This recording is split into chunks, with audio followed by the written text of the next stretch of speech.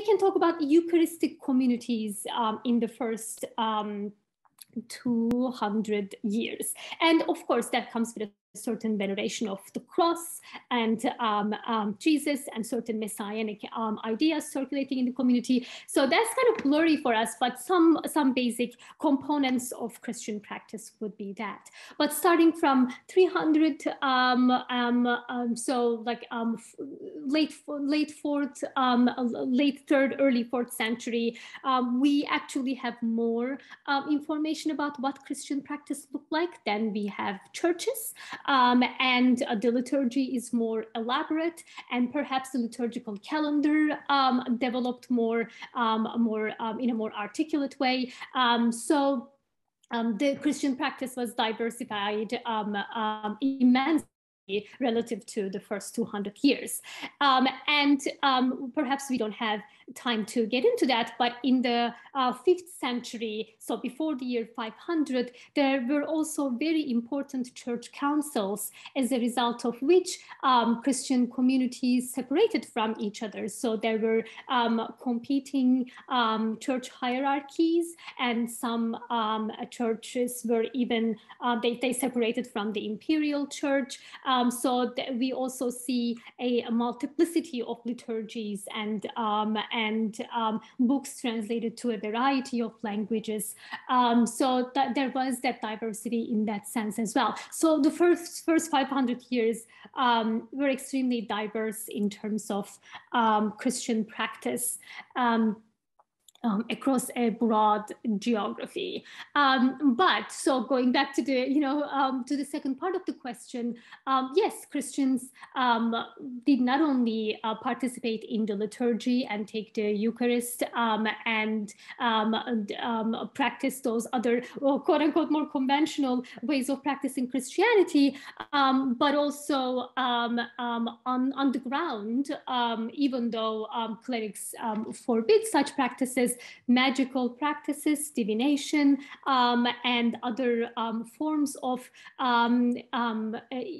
illegitimate forms of religious practice continued. Of course, we have very interesting papyri, we have interesting incantation bowls, and other forms of material culture and literary evidence that shows that there was a diverse approaches to how to be a good Christian and how to practice religion. With this idea of different ways to practice religion, there comes this idea of, what types of Christianity are there? You hear about the Orthodox, or you hear about the Protestant, you hear about so many more. So I think it's important to note that this all distills down to two splits in the Christian religion: the Eastern Orthodoxy and its Western counterpart. Yeah, that's a very big question, and that ties to the church councils that I was mentioning a minute ago. So for the first, let's say, about 300 years of Christianity until about late 4th century, we do have multiple bishoprics and multiple, let's say, centers of authority for Christianity. One of them, for example, Alexandria, the other one Antioch, Jerusalem, Rome, later on Constantinople. So these were all quite powerful centers, right? Geographical, like gravitational centers of Christianity. But the actual splits of Eastern and Western Church actually has a very complex history that ties back to certain theological and political struggles between these different centers. That would be, again, a simplistic way of doing it, but that is a place to start, right? Just for the sake of simplicity and to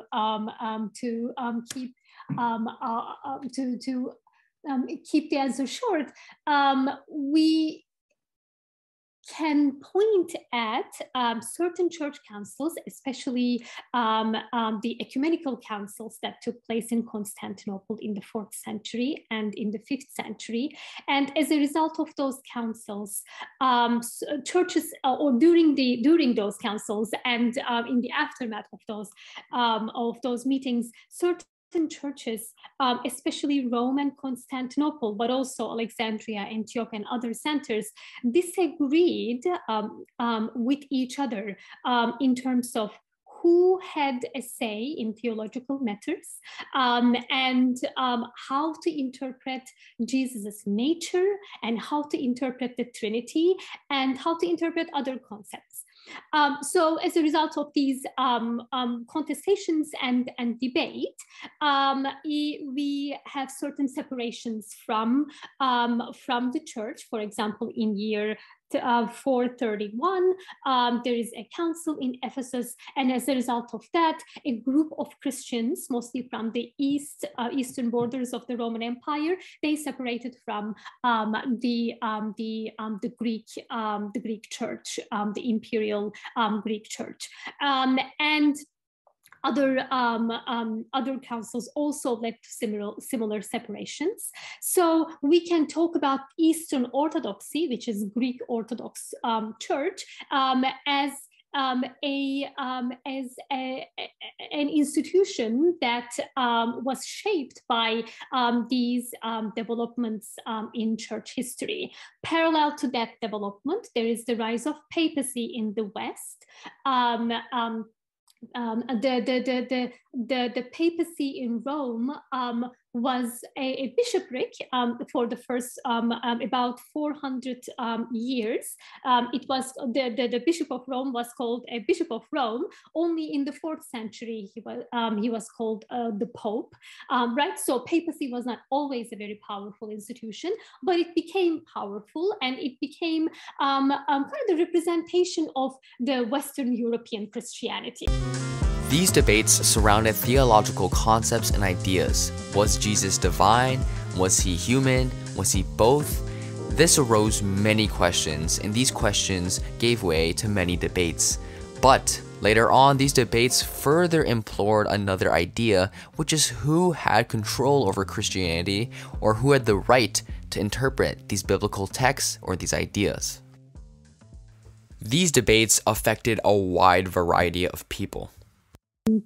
People from the court of the emperor attended these councils, so they were also political events, and some councils were even convened by the emperor himself, so they were not just isolated religious events, they were matters of the empire. And at the same time, or on top of all of that, the results of these conflicts were communicated to communities and congregations. So many of those concepts were explained to the lay people in parish churches, in cities and in the countryside. So those debates infiltrated into a broader community through preaching and homilies and other methods. So they impacted a broad variety of people. Alongside this growing influence, the church, which at first grew from great power during the Rome Empire when Rome accepted it as its national religion, Christianity began growing greatly. The church and the state in the Byzantine Empire intertwined, and the church became powerful in the government, and also very, very wealthy. Although with this wealth came many state oppressions, and there's always a double side to the growth in this power. However, during the 4th century, 5th century, and 6th century, the institution of the church becomes very popular. There are mass conversions, and there were many communities at that time. The imperial force greatly substantiated the power that the church could have, and the Roman Empire basically becomes synonymous with the church back then.